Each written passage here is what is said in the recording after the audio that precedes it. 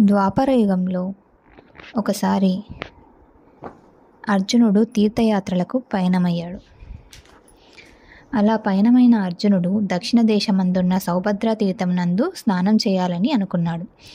అంతలో అక్కడికి కొందరు మహర్షులు వచ్చి అర్జునితో ఇలా అన్నారు: విజయ, ఈ తీర్థమున మొసళ్ళు సంచరించుచున్నవి. స్నానం చేయుటకు దిగిన వారిని అవి చంపుతాయి. మోక్షానికి పోతే మొసళ్ళెత్తుకుపోయినట్లు నీవు స్నానానికి వెళ్ళినా అవి నిన్ను చంపును. కావున నువ్వు దానిలో దిగవద్దు, ఆ సరస్సులో దిగవద్దు అని అన్నారు. మునుల మాటలను విన్న అర్జునుడు చిరునవ్వు నవ్వి, సామాన్యుడు మోక్ష ప్రయత్నం చేసి మొసళ్ళ బారిన పడకపోవచ్చు, కానీ నారాయణ తేజానికి దగ్గరైన నరతేజం మోక్షానికి పోతే మాత్రం దానిని మొసళ్ళు ఎత్తుకుపోవుదు. ఆ తేజం ప్రభావానికి మొసలే మనిషి అయిపోతుంది అంటూ సరస్సులోకి దిగాడు. సరస్సులోకి దిగిన అర్జునుని మొసలి పట్టుకుంది. అయితే అర్జునుని తాకగానే మొసలి ఒక అందమైన అప్సరసగా మారిపోయింది. అప్సరస: దేవ, నేనొక అప్సరస స్త్రీని. నా పేరు నంద. నాతో పాటు మరొక 4 చెలికత్తెలు ఇక్కడికి దగ్గరగా ఉన్న సరస్సులోనే మొసళ్ళుగా మారి ఉన్నారు. వారి పేర్లు లలిత, పద్మ, సౌరభేయి, సమీచి.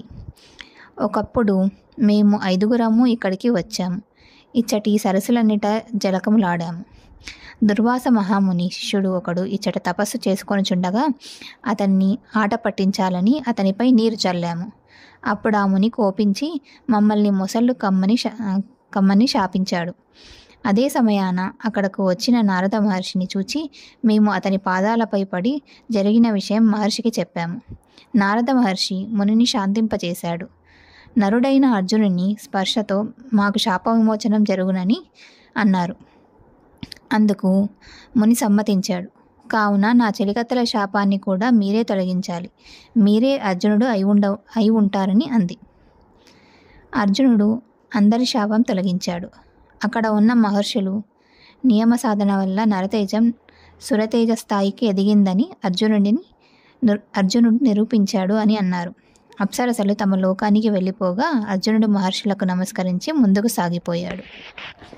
కథ కనుక మీకు నచ్చినట్టయితే లైక్ చేయండి, షేర్ చేయండి, కామెంట్ చేయండి. మరిన్ని మంచి మంచి కథల కోసం నా ఛానల్ సబ్స్క్రైబ్ చేసి నన్ను ఎంకరేజ్ చేయండి. Thank you.